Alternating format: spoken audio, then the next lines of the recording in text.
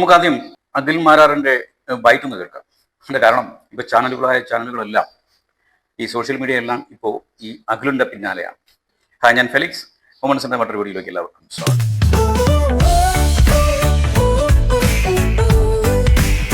നിങ്ങളെൻ്റെ video please subscribe ചെയ്തവരൊന്ന് share ചെയ്യാൻ, like ചെയ്യാനൊക്കെ ശ്രമിക്കുക. എൻ്റെ വീഡിയോ ആദ്യമായിട്ട് കാണുന്നവർ സബ്സ്ക്രൈബ് ചെയ്യുക പ്ലീസ്. അപ്പോൾ നമുക്ക് വീഡിയോയിലേക്ക് പോകാം. ഞാൻ പലപ്പോഴും കടന്നാക്രമിച്ചിട്ടുള്ള വിഭാഗമാണ് ഈ രാജ്യത്തെ സുഡാപ്പികൾ അല്ലെങ്കിൽ പോപ്പുലർ ഫ്രണ്ടിന്റെ മറ്റും പ്രവർത്തകർ. ഈ രാജ്യത്ത് നിന്നുകൊണ്ട് രാജ്യത്തിനെതിരെ ഭീകര പ്രവർത്തനം നടത്തുന്നവർ. അവരിലെ ഒരാളെ പോലെ നിങ്ങൾ എന്നെ കാണാൻ ശ്രമിച്ചു. അവിടെയാണ് ആകെ തോന്നിയിട്ടുള്ള നിങ്ങളോട് തോന്നിയ പരമപുച്ഛം. ഈ നാട്ടിൽ നിങ്ങളോട്, അതായത് ഇന്നലകളിൽ നീയൊക്കെയാണല്ലോ എന്നെ അനുകൂലിച്ചത് എന്ന് തോന്നിയിട്ടുള്ള പരമപുച്ഛം എനിക്ക് തോന്നിയ ഒരു നിമിഷം അതായിരുന്നു.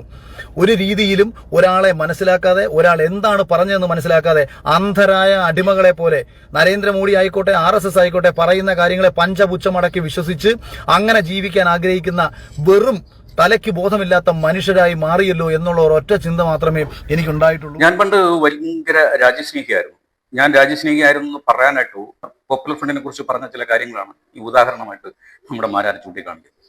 ഞാൻ പണ്ട് രാജ്യസ്നേഹിയായിരുന്നു എന്ന് പറയുമ്പോൾ അത് സീസണായിട്ട് വരേണ്ട ഒരു സംഗതിയാണോ? ഇത് നിരന്തരം നമുക്കുണ്ടാകുന്ന ഒരു ഫീലിംഗ് അല്ലേ, നമുക്കുണ്ടാകേണ്ട ഒരു ബോധ്യമാണ് അല്ലേ? നമ്മുടെ രാജ്യത്തെ ആരെങ്കിലും അറ്റാക്ക് ചെയ്താൽ, എന്തെങ്കിലും യുദ്ധമൊക്കെ നടന്നു കഴിഞ്ഞാൽ അതിനോട്ട് പണി കൊടുക്കണം, അത്തരത്തിലൊക്കെ ഒരു ചിന്ത വരികയും നമ്മുടെ രക്തം ഇങ്ങനെ തിളച്ചില്ലെങ്കിലും ചൂടെങ്കിലും ആവും അല്ലേ? അതാണ് യഥാർത്ഥത്തിലുള്ള രാജ്യസ്നേഹം. അതല്ലെങ്കിൽ ഈ പോപ്പുലർ ഫ്രണ്ടിന് രാജ്യസ്നേഹം ഇല്ല എന്ന് ഇവരോട് ആരാ പറഞ്ഞു? യഥാർത്ഥത്തിൽ പോപ്പുലർ ഫ്രണ്ടിനാണ് യഥാർത്ഥ രാജ്യസ്നേഹമുള്ളത്. പക്ഷേ അവരുടെ രാജ്യത്ത് മുസ്ലിങ്ങൾ മാത്രമേ പാടുള്ളൂ. അല്ലാത്തവരെയൊക്കെ അവർ കൈവെട്ടും, കാൽവെട്ടും, വേണമെങ്കിൽ തലയും വെട്ടും. അത്ര വ്യത്യാസം മാത്രമേ പോപ്പുലർ ഫ്രണ്ടിനുള്ളൂ. പിന്നെ ഈ മാരാർ ഈ വിമർശിക്കുമ്പോൾ മുഖം നോക്കാറില്ല.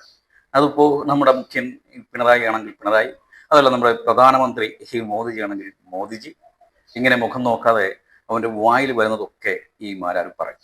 ഇവനത് സ്ഥിരം രാവിലെ എഴുന്നേറ്റ് രാമനാമം പറയുന്നതിന് പകരം നമ്മുടെ മുഖ്യനെ, നമ്മുടെ പിണറായിയെ തെറി വിളിക്കുന്നതാണ് ഇതിൻ്റെ സ്ഥിരം പരിപാടി. അതൊന്നും മാറ്റിപ്പിടിച്ചു. അതായത് ഇപ്പോൾ തെറി വിളി നമ്മുടെ പ്രധാനമന്ത്രിയായി, അങ്ങനെ മോദിയെ തെറി വിളിച്ചു നമ്മുടെ ഈ മാരാർ, അഖിൽ മാരാർ പണി മേടിച്ചു വെച്ചു.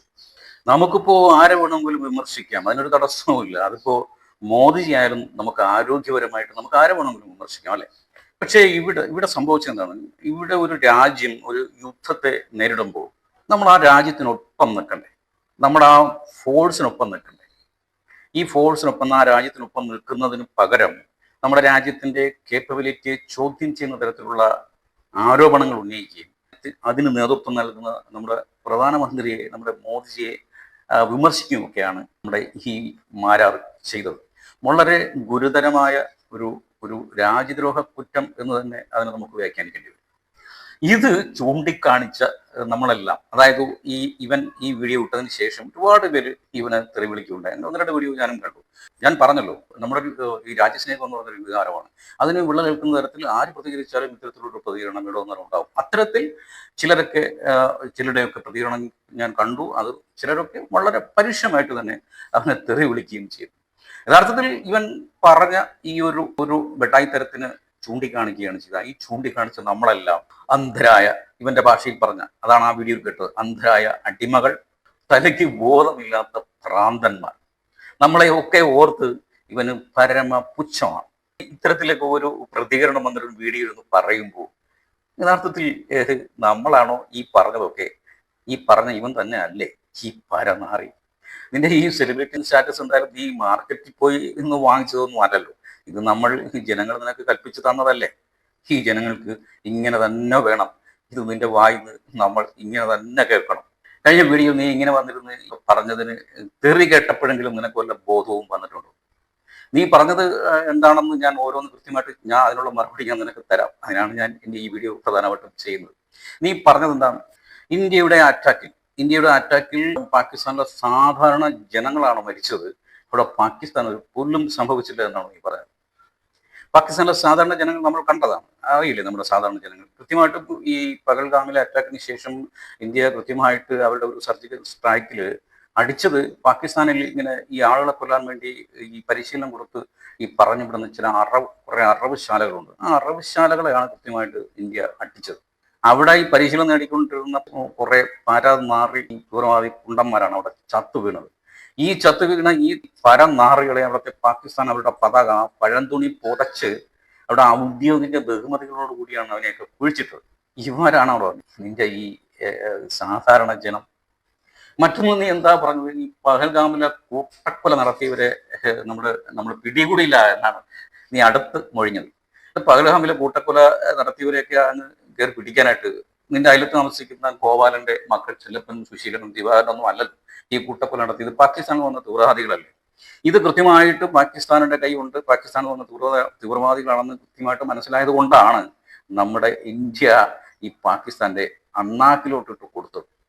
പിന്നെ നിനക്ക് ഏറ്റവും കലിപ്പെന്ന് പറഞ്ഞു കഴിഞ്ഞാൽ ട്രംപ് പറഞ്ഞിട്ടാണ് ഈ യുദ്ധം നിർത്തിയത് എന്നുള്ളതാണ്. അതായത് ട്രംപ് പറഞ്ഞിട്ടാണ് യുദ്ധം നിർത്തിയത്. സത്യത്തിൽ ഇന്ത്യക്ക് പാകിസ്ഥാനെ പേടിയെന്നാണ് നീ പറഞ്ഞത്.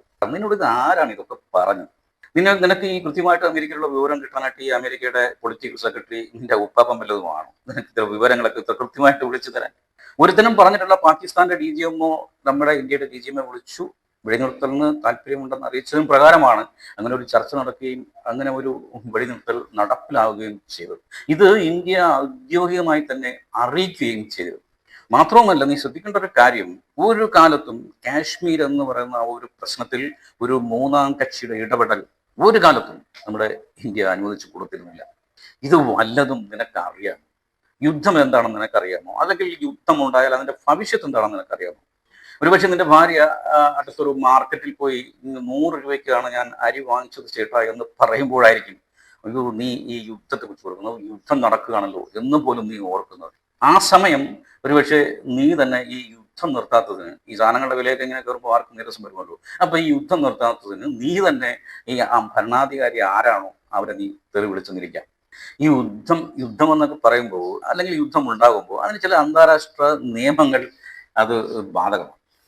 അതല്ലെങ്കിൽ പിന്നെ ഈ കൈക്കുള്ളവൻ കാര്യക്കാരനാക്കി. മാത്രവുമല്ല, നമ്മൾ നിലവിലുള്ള സൗഹൃദ രാജ്യങ്ങൾ എന്ന നിലയിൽ നമ്മൾ അമേരിക്കയും റഷ്യയും അതുപോലെ തന്നെ ഇപ്പോൾ ഏറ്റവും വിശ്വസിക്കാൻ കൊള്ളാവുന്ന ഒരു സൗഹൃദ രാജ്യം എൻ്റെ അഭിപ്രായത്തിൽ അത് ഇസ്രായേലാണ്.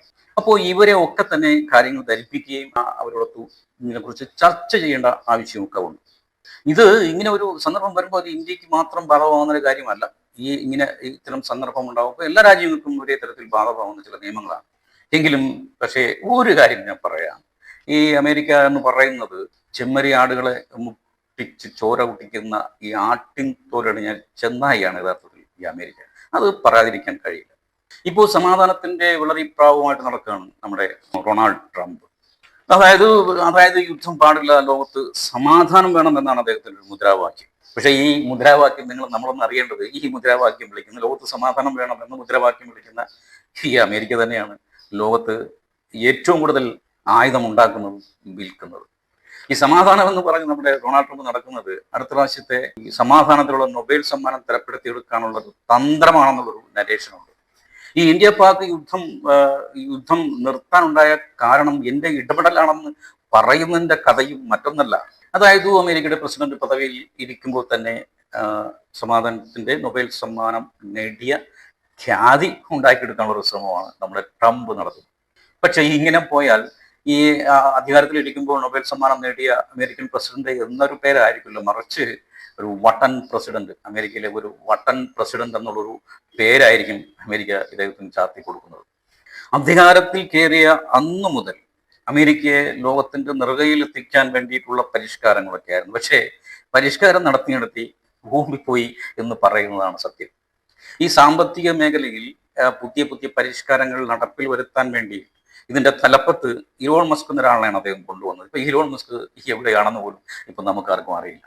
ഞാൻ പറയുന്നത്, ലോകത്ത് സമാധാനം ആഗ്രഹിക്കുന്നുവെങ്കിൽ, അതാണ് ട്രംപിന്റെ ദൗത്യമെങ്കിൽ ആദ്യം വേണ്ടത് എന്താണ്? ആദ്യം വേണ്ടത് അമേരിക്ക ഈ ആയുധ നിർമ്മാണം അമേരിക്ക നിർത്തണം, ഈ ആയുധ വ്യാപാരം അവസാനിപ്പിക്കണം. എന്നിട്ട് ഈ ലോകരാജ്യങ്ങളോട് ഇങ്ങനെ വിളിച്ചു പറയണം, നമ്മൾ ആയുധ നിർമ്മാണം നിർത്തിയിരിക്കുന്നു, ആയുധ വിപണനവും നമ്മൾ അവസാനിപ്പിച്ചിരിക്കുന്നു, നമ്മൾ സമാധാനത്തിന്റെ പാതയിലാണ്, നിങ്ങളും ഞങ്ങളെ പിന്തുടരണം എന്ന് വിളിച്ചു പറയാം. അതല്ലേ വേണ്ടത്. പക്ഷേ അതിന് നട്ടലിന് അല്പം ഉറപ്പ് വേണം. ഇന്ന് തീവ്രവാദികൾ ഉപയോഗിക്കുന്ന ആയുധങ്ങളിൽ 80% അമേരിക്കൻ നിർമ്മിതമാണ്. മാത്രമല്ല, ഏറ്റവും കൂടുതൽ തീവ്രവാദികൾക്ക് ഫണ്ട് കൊടുക്കുന്ന ഒരു രാജ്യവും അമേരിക്കയാണ്. പാകിസ്ഥാൻ തന്നെ പല പ്രാവശ്യം പറഞ്ഞിട്ടുള്ളതാണ്, നമ്മൾ തീവ്രവാദം പ്രോത്സാഹിപ്പിക്കുന്നതാണ്, നമുക്ക് വേണ്ട ഒത്താശകളും സഹായങ്ങളൊക്കെ നമ്മൾ ചെയ്തു കൊടുക്കുന്നതാണ്, ഇത് അമേരിക്കയ്ക്ക് വേണ്ടിയിട്ടാണ്, സോവിയറ്റ് യൂണിയനെ തകർക്കാൻ വേണ്ടിയിട്ടാണെന്ന് പാകിസ്ഥാൻ പലവട്ടം പറഞ്ഞിട്ടുള്ളതാണ്. നിങ്ങളൊന്ന് ഓർക്കേണ്ടത്, ഇന്ന് സോവിയറ്റ് യൂണിയൻ എന്ന് പറയുന്ന ഒരു രാജ്യം ഇന്ന് നിലവിലില്ല. ട്രംപിന് ഇപ്പോൾ പല വ്യാമോഹങ്ങളും ഒക്കെ ഉണ്ടാവും. അതിനു വേണ്ടിയിട്ടൊരു കറക്കമാണ് ഇപ്പോൾ പശ്ചിമേഷ്യയിൽ മൊത്തം അദ്ദേഹം നടത്തിക്കൊണ്ടിരിക്കുന്നത്. പക്ഷേ മോനെ അടവൊക്കെ കയ്യിലിരിക്കട്ടെ, അത് ഇന്ത്യയോട് വേണ്ട എന്ന് ഇദ്ദേഹം അധികാരത്തിൽ വന്നുടൻ കൊണ്ടുവന്ന ആദ്യം നടപ്പിൽ വരുത്തിയ ഈ കയറ്റിറക്ക് തീരുവയൊക്കെ വലിയ രീതിയിൽ ഉയർത്തുന്ന ഒരു നടപടിയൊക്കെയാണ്, ഒരു പരിഷ്കാരമൊക്കെയാണ് ഇത് ആദ്യം കൊണ്ടുവന്നത്. ആ ഒരു പരിഷ്കാരം നടപ്പിൽ വരുത്തിയപ്പോൾ തന്നെ അതിന്റെ അനന്തരഫലം എന്താണെന്ന് നമ്മുടെ പ്രധാനമന്ത്രി നരേന്ദ്രമോദി നല്ല കൃത്യമായിട്ട് അമേരിക്കയെ ബോധ്യപ്പെടുത്തി കൊടുത്തിട്ടുണ്ട്. ഞാൻ പറയുന്നത്, ഇപ്പൊ ഈ ലോകത്ത് ഈ തീവ്രവാദികളും ഇത്തരത്തിലുള്ള അറ്റാക്കുകളും ഒരു കാലത്തും അവസാനിക്കാൻ പോകുന്നില്ല. അതിന്റെ പ്രധാനപ്പെട്ട കാരണം, ഇവർക്ക് വെള്ളവും വളവും നൽകുന്നത് ഈ ആയുധ വ്യാപാരം ലക്ഷ്യം വെച്ച് പ്രവർത്തിക്കുന്ന ഈ വികസിത രാജ്യങ്ങൾ തന്നെയാണ്. അതിൽ ഏറ്റവും പ്രധാനം ഈ അമേരിക്കയാണ്. അമേരിക്ക ആയുധം ഉണ്ടാക്കുന്നത് ദീപാവലിക്ക് മുറ്റത്തിട്ട് പൊട്ടിക്കാനല്ലല്ലോ. മാത്രമല്ല, ഈ തീവ്രവാദികൾക്കൊക്കെ ആയുധം കൊടുക്കുന്നത് അവിടെ ഫുട്ബോൾ ഗ്രൗണ്ടിലിട്ട് തട്ടിക്കളിക്കാനും അല്ലല്ലോ, വല്ലവനെ നെഞ്ചത്തോണ്ട് വെക്കട എന്ന് പറഞ്ഞല്ലേ ഇതൊക്കെ കൊടുക്കുന്നത്. ഇവര് ഇത്തരത്തിൽ ഈ ആയുധ വ്യാപാരമൊക്കെ നിർത്തി സമാധാനത്തിന്റെ പാതയിൽ പോവുകയാണെന്നുണ്ടെങ്കിൽ കുത്തുവാള എടുക്കുന്നത് ഈ രാജ്യം തന്നെയായിരിക്കും, അമേരിക്ക തന്നെയായിരിക്കും. കാരണം അവിടെ ഏറ്റവും വലിയ പ്രധാന വരുമാനം എന്ന് പറയുന്നത് ആയുധ വ്യാപാരത്തിൽ നിന്നാണ്. ഈടോ മാരാരെ മണകുണാഞ്ച, നീ ഈ കഥ അറിയാതെ ആട്ടം കാണുന്ന ഒരു ബുദ്ധൂസാണ്. കേസെടുത്താൽ എനിക്ക് പുല്ലാണ്, പിന്നെ ആരും തൂക്കിക്കൊല്ലല്ലോ എന്നൊരു ബൈറ്റ് കൂടെ പുതുതായിട്ട് നിന്റെ വകയായി കേൾക്കുകയുണ്ടായി. നിന്നെ ആരും അങ്ങനെ തൂക്കിക്കൊല്ലാനൊന്നും പോകുന്നില്ല. നിനക്ക് ഇവിടുത്തെ നിയമ സംവിധാനങ്ങളും ഒക്കെ നിനക്ക് പുല്ലായിരിക്കും. മാത്രമല്ല, നീയാക്കിയ ജനങ്ങളെ കുറിച്ച് പറഞ്ഞതുമൊക്കെ നമ്മൾ കേട്ടല്ലോ. അതായത് എന്താ പറഞ്ഞത്, നിന്നെ നീയാക്കിയ നമ്മളെല്ലാം അന്ധരായ അടിമകൾ, തലയ്ക്ക് ബോധമില്ലാത്ത ഭ്രാന്തന്മാർ, പിന്നെ നമ്മളെല്ലാം ഓർത്തു നിനക്ക് പരമ പുച്ഛമാണ്. ഞാൻ നേരത്തെ പറഞ്ഞില്ലേ, നീയാക്കിയതിന് നമുക്കിത് കിട്ടേണ്ടതാണ്, നിനക്കെതിരെ കേസെടുത്ത് നീ അകത്താവും എന്നൊക്കെ ചില നിയമ വിദഗ്ധരും മാത്രമല്ല റിട്ടയേർഡ് മേജർമാരും ഒക്കെ വന്നിരുന്ന് ഇങ്ങനെ വീഡിയോയിൽ പറയുന്നുണ്ട്.